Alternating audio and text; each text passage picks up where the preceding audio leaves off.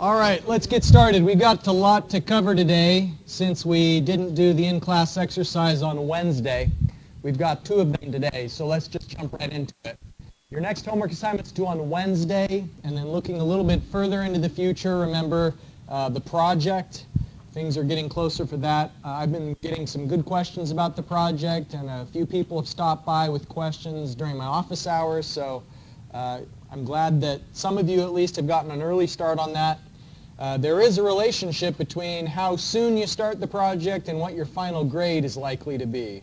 I think probably people who start on the project Thursday night will find that that doesn't leave them with enough time to think things through and write an effective report. So I'd really encourage you to get an early start and stop by if you have any questions. Okay, so today what we're going to do is continue the ideas related to price and demand and break even. So we have the in-class exercise for that.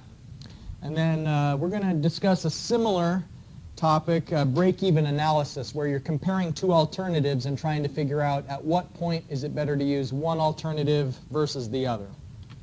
So just a little bit of a review.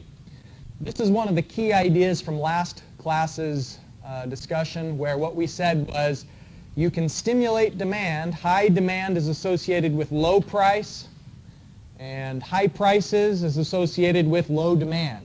And the simplest thing that we can do is connect those 2 points with a straight line. And so here's the generalized formula for that line, where A is the intercept with the y-axis. And what it represents is what price would you have to charge for an item in order for there to be no demand. And then B is the slope of the line that says for every unit decrease in price, how much is the demand increasing? So if you lower the cost of your item by $1, how many more units can you sell? So that's just a little bit of review. And the reason why I wanted to show you this general form of the equation is that in today's in-class exercise, I give you an equation, but with actual numbers for A and B. So you'll have to remember the relationship between variables and the specific numbers that you're going to see. Now, if we consider cost of producing something, then we can figure out how many items we should sell. This D star, the optimal demand, is the number of units we're hoping to sell because it maximizes the profit. And so it's the biggest difference between revenue and total cost. Remember that total cost has 2 components. The fixed costs that don't vary based on how many units we're producing, and then the variable costs, which are related to the variable cost per unit and the number of units being sold. Okay, so in today's in-class exercise, what you're going to be doing is you're going to calculate D star, and then you're going to identify what are the break-even points. So this D prime 1, if you look at the D prime 1, what that illustrates is the first number of units where if you sell that many of the item, you're not losing anything. Because if you sell fewer than D prime 1, you'll notice that costs are bigger than revenue. So if you sell D prime 1, at least you're not losing money. And then D prime 2 is the last volume that you can have profits, some profits, because if you sell any more than D prime 2, what that means is that you've lowered your prices so much that now the revenues are decreasing quite a lot and they've fallen below the costs. Okay, so here is the in-class exercise. Let me hand out the paper to you. I've compared to the notes that you may have printed out, I've put the equations you're going to need on the screen there.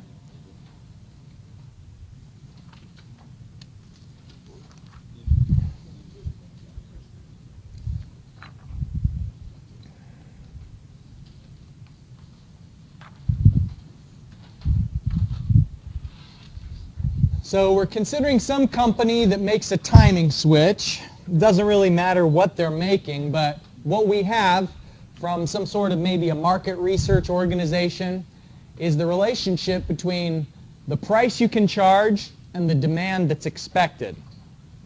So this formula, it's kind of like predicting the future, and you're doing your best to estimate what the relationship between price and number of units sold may be, but keep in mind, be skeptical when you get information like this that it may not exactly turn out the way we hope. But let's just go with it. And what we have is fixed costs. That could be maybe the rent, equipment costs that have to be paid no matter how many units are being sold. So we have fixed cost and then variable cost per unit. So the $83 is the variable cost per unit. Does anybody remember what variable, like what symbol we use in the equations for variable cost per unit? V. It's the lowercase v. So the lowercase v is the variable cost per unit. And you'll see that lowercase v in both optimal demand and the break-even points formula. Now this break-even points formula is kind of tricky. So collaborate with your classmates as you're calculating those two break-even points. There are two of them. Plus or minus up there in the numerator is how you're going to get two break-even points. Double check each other's math because it's easy to make mistakes when you've got a formula that complex. And my suggestion is maybe break it up into steps. Don't just try to solve the whole thing in your calculator all at once where you can't really see the entire calculation as you're going through it, but maybe first do this step and then figure out what's the denominator, like do it in segments. And I'll show you what I mean by that when I show you the solution up on the screen as we work through it. All right, so I'm going to stop talking for now, give you some time to find the optimal demand, D star, maximum profit, which is just revenue minus costs at the optimal demand, and then the break-even points.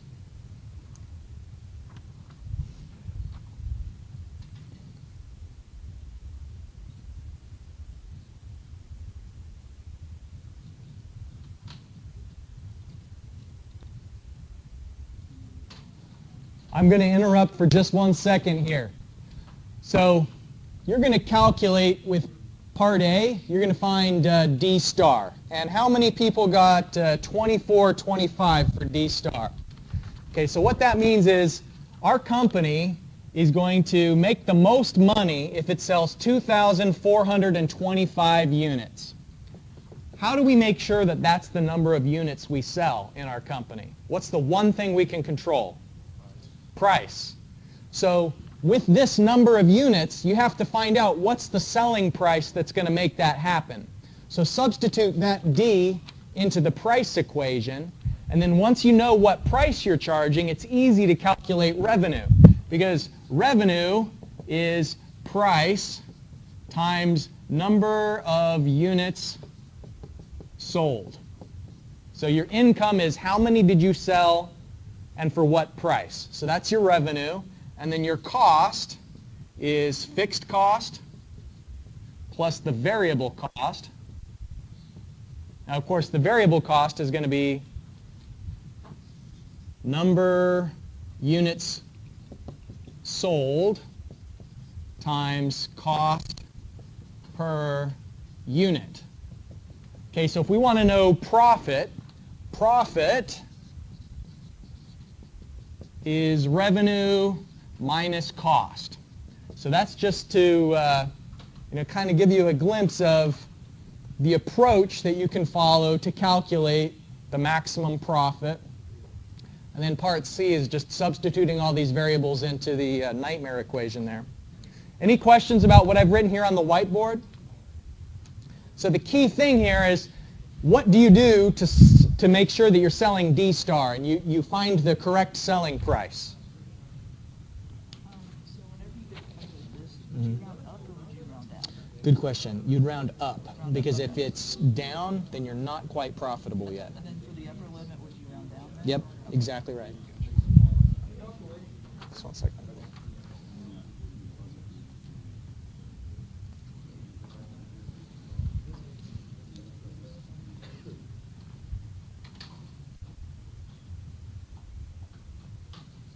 If you want to check your numbers, I've got them up on the screen here. So we already talked about how D star is 2425 units. And so in order to make that happen, it means we're going to have to sell the items for $131.50 each. That's the price that's going to stimulate the optimal amount of demand. By the way, this equation for D star, is it just magic? How does it know the right amount of demand? Well, it's related to the slope of the curves. You know, I told you that when you've got the revenue curve, which is parabolic, and the cost curve, which is linear, what you're looking for is the point at which they're parallel, because that's going to be where the two lines are furthest apart. So it's simply just an analysis of the two slopes. All right, so then with the price that we know and the number of units being sold, we can calculate the revenue that will be coming in, 318,000. And then the costs will be the fixed and the variable. And the variable cost is the variable cost per unit and the number of units. So it's $274,000 of costs. And so that means we're going to be profiting $44,000. And that is per month. So this is a nice little business then. $44,000 a month of profit. So then the last thing to do here is to calculate those break-even points.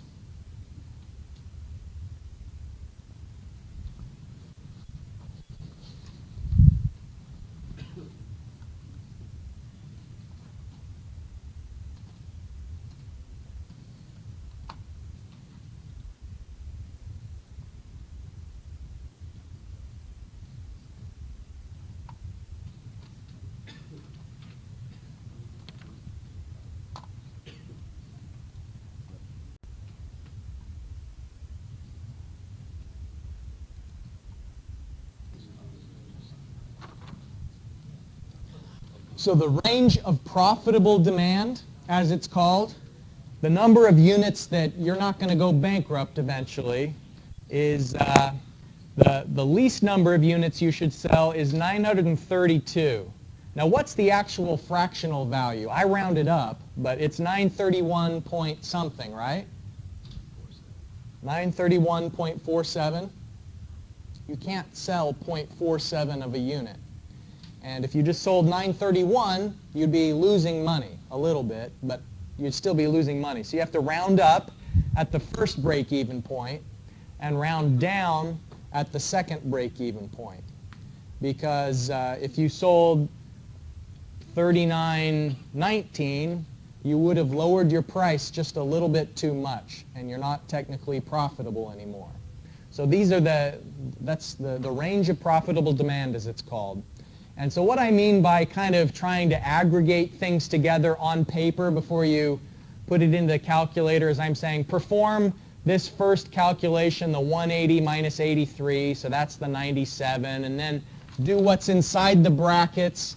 And by writing down each of these steps onto the paper, it kind of makes it easier to double and triple check your work so that you're sure that you've got the right values. I never trust myself, especially in an exam, to get the calculation right on the first try. So I got in the habit when I was in your shoes of double and triple checking my calculations. Of course, as I already told you, I had unlimited time for exams, and so you could take those sorts of luxuries on questions like this. The handout suggests to do a sketch. Let me just show you, if I do that by hand, what the sketch looks like. We've got a parabola for revenue. We've got a line for cost, and it intercepts the y-axis at the fixed cost amount. And I've just identified with the D star what's our optimal demand. And it's the point where, you know, roughly speaking, we've got the biggest difference between the cost and the revenue. And then you can see that I have both of these break-even points identified. I don't know, that's kind of sloppy. You can definitely set it up in Excel. Let me just show you what my solution looks like in Excel if we wanted to come up with a nice looking graph. What you can do is you can just put in a lot of different demand amounts. And so just put in some demands, and then what is the price that would be associated with that demand. And so here I'm substituting into the price equation. And in our example, it was P equals 180 minus 0.2 times D. So I'm just saying, you can see 180 minus 0.2 times D. So it's the price that gives you that amount of demand. And then the revenue is going to be price times the number of units sold. So that's where the revenue comes from.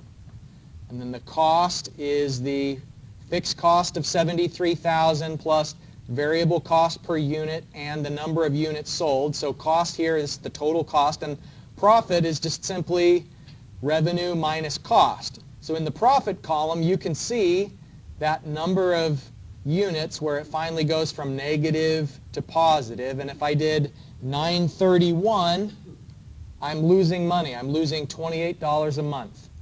But if I do 932, now I'm profitable to the tune of $32.52 per month. And so continuing through here, here's our optimal. And then the last break-even point, 39.18. And so what I've done in this figure is just graphed the costs. That's the little dotted line. Here's the revenue curve that I've graphed with the red line. And then the profit is the difference between the revenue and the cost. So you can set it up in Excel, or if you're just going for a quick sketch, then this identifies those points at least. So I always threaten you that I may show you a picture and ask you to tell me a story. And this is another one of those figures that there's a lot of really important, valuable, interesting ideas encapsulated in just one image. Okay, we need to move on. We've got 20 minutes left to talk about some of the other ideas here. The book spends a little bit of time distinguishing between the market where you've got perfect competition and there's a lot of people selling the same thing. For instance, if you've ever purchased batteries on eBay, you know that there's about 500 different people who will send you watch batteries from China or Hong Kong or Singapore or something, and it's like $1 for 10 watch batteries. It's like a really, really cheap. There's no restrictions on vendors entering the market, so that's an example of perfect competition. A monopoly is the situation where there's only one organization or person who's selling the thing. And so an illustration of a monopoly may be the electric company, where there aren't competing electric lines running down the road. There's just one company that has the right to sell electricity or water. In a lot of places, there's only a single supplier of garbage collection services. So those are two ends of the spectrum for how competition may affect pricing in a market. The true monopolies are usually pretty rare because for any particular thing that's being sold, substitutions exist.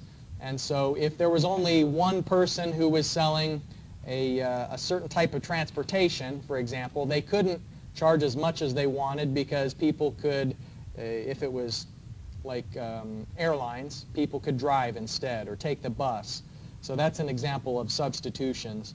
And regulations also help to moderate the effect of true monopolies. And in the case of utilities, here in West Virginia, it's the Public Service Commission that kind of has to review anytime one of our utility monopolies requests an increase in prices.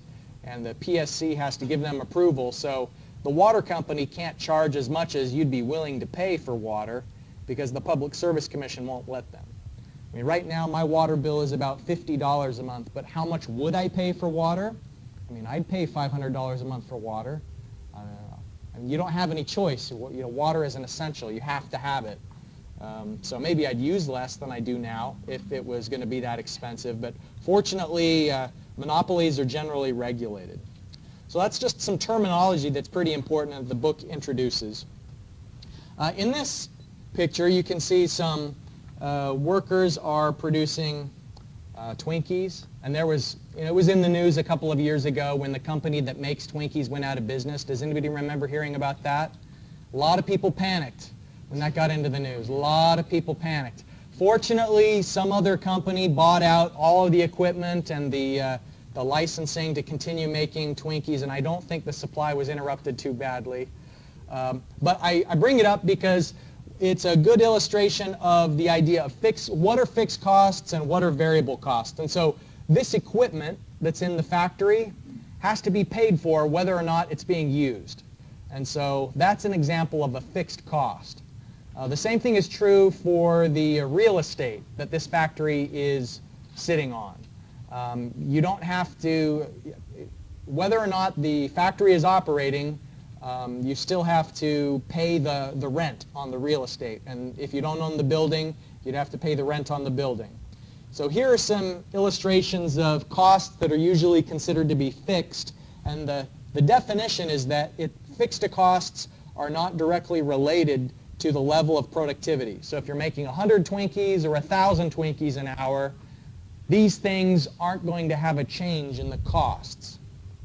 You notice that salaried employees is on that list because they're not laborers who are working on an hourly basis, but they're getting paid on an annual basis and are generally exempt from overtime laws. Now, variable costs, though, are those that do change depending on how much of something you're making. And so the plastic that these Twinkies are wrapped in, your plastic costs are going to go up if you're making a lot of Twinkies. The shipping costs are going to go up if you're sending a lot of the Twinkies out into the world. So all of these things are examples of things that are directly related by the level of production. And so what we've seen already is that the total costs includes fixed cost and variable cost. Sometimes there's a nonlinear cost relationship, though. Consider what this curve is suggesting. It's saying that the more of something you make, the flatter that line is getting. So what would be an example of why that curve may flatten out as you increase the number of units that you're producing? Let's think about the Twinkies. Why would this be curved rather than linear for Twinkies? Is there a scenario you can think of? Exactly right. Yep, if you buy things in bulk. So if you're buying 100 pounds of sugar per day, maybe the supplier is going to charge you $1 a pound. But if you're buying 10,000 pounds of sugar per day and you finally get some big volume discount, then that's going to lower your cost per unit. And so what this is saying is that if your variable cost per unit is decreasing as production goes up, then this curve would begin to flatten out. So that's an example of a nonlinearity in cost relationships. Now this is the heart of what we're going to be talking about for the rest of today, and I have an in-class exercise for you that gets at this question. If you have a certain amount of production, then maybe there are two alternatives for what you can be choosing between. If you want to know which alternative to select, it sometimes depends on whether you're going to be selling a little of something or a lot. So we looked at the break-even points in the earlier in-class exercise today, and the break-even point is where now your revenue is above the cost. And so here is our revenue line. The cost line starts above the revenue line because of the fixed costs. See this 2,400, that represents the fixed cost for the equipment, but then when finally you're selling enough of the thing to overcome the costs and you're in this range of profitable demand, this point is called the break-even point. Now, if your costs are lowered, so we had this total cost line in black was before, and then the total cost line in blue is after. Let's just say that you got a discount on something, and now your costs are lower than they used to be. What that does is it shifts the break-even point to the left, which means that if your costs are lower, you don't have to sell as many items before you begin to be profitable. So this is just a formula you can use to calculate the break-even point if you know the revenue per unit, variable cost per unit, and the fixed costs. That's assuming, by the way, a linear relationship between costs as you increase the amount of units. So this is just a key idea. I maybe would ask you in a concept question, what happens if your costs decrease? You know, what happens in terms of break-even? And it shifts the break-even to the left, meaning that you have to sell fewer units to cover those costs if the costs go down.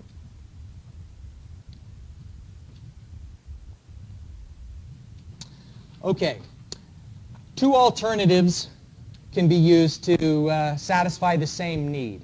It may be equipment you're using. It's just that you've got option 1 and option 2. Option 1 has a lower initial cost but higher variable cost. So it's equipment that's cheap to buy but more costly to use. So an example of that maybe would be like a Hyundai. You know, like a Hyundai is cheaper than a Honda, at least it was.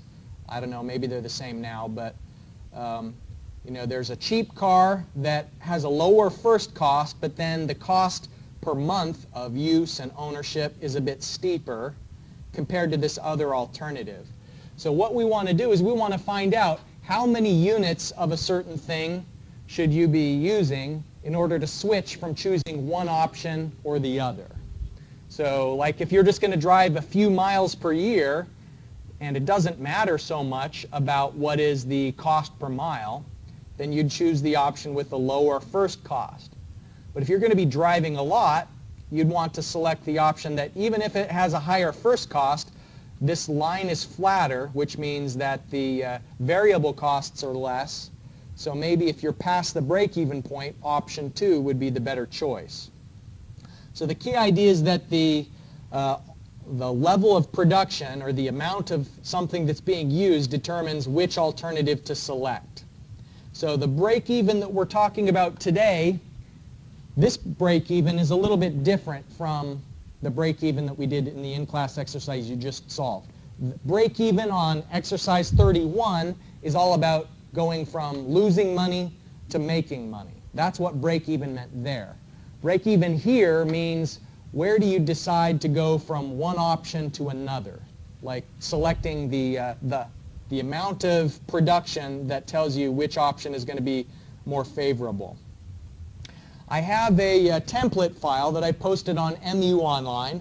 So if you have your computer with you today, you can go there. You don't have to use Excel to solve this one. What we're doing is we're considering two options for some production equipment. Some production equipment that's computer controlled, has a higher first cost but a lower variable cost.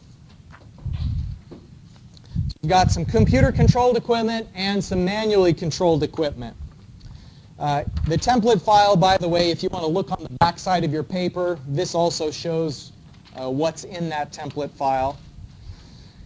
We're going to be comparing these two options and trying to figure out what's the break-even point that tells us whether we should use option 1 versus option 2. Let me pause for a moment so you can start digesting this question and putting the numbers into the template file, and we'll see if we can figure out what's the break-even point.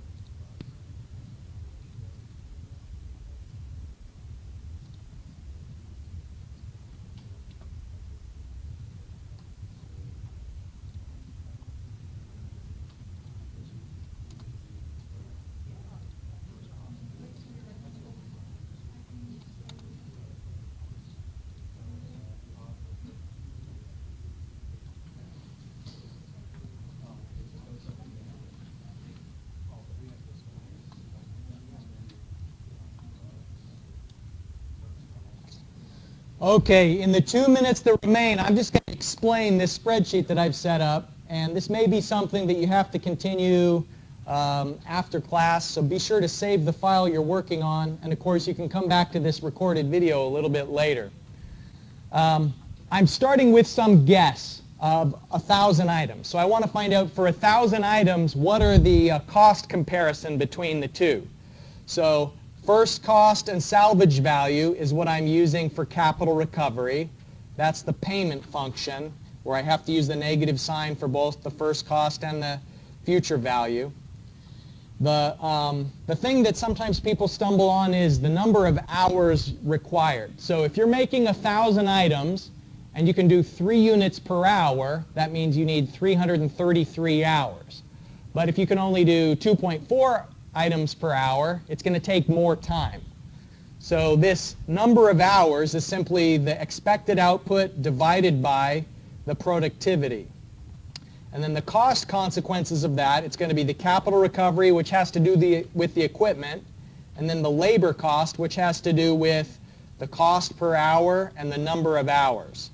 And then I've done a conditional format here just to pick the least negative of the two, because these are both costs. Do you have a question? Yeah, where did you find the expected output? Where's that at? It's in the handout, the question problem. It says for part 1, let's see, B, for an expected output of 1,000 units per year. Okay. And so then part C says what happens if it's 3,000 units per year. So check this out. When I type in 3,000, it automatically updates with the newer cost information. So if I'm making 300 units per year, then suddenly option 1 is a lower price. So the conditional formatting is just kind of identifying the lower of the two. And so what I want to do is I want to find the difference between these two in order to identify the break-even point. So the difference right now is they're 20,000 apart. But what if I do data, what if analysis, goal seek, and my goal is the difference should be 0 by changing the number of units. So that's the expected output, and it goes through and it tells me that 2,045 is the break-even point. So that's the number of units where the two options are equally good. I wish that we didn't have to speed through that, so I really will encourage you to finish this one up, refer to the video as you need it, because I think you have a homework problem that's somewhat similar to this. We're out of time, so let me just bring up the announcements one last moment here. What's next is assignment on Wednesday and the project. Hopefully that's in the back of your mind, and if you've got any questions, please let me know. See you Monday.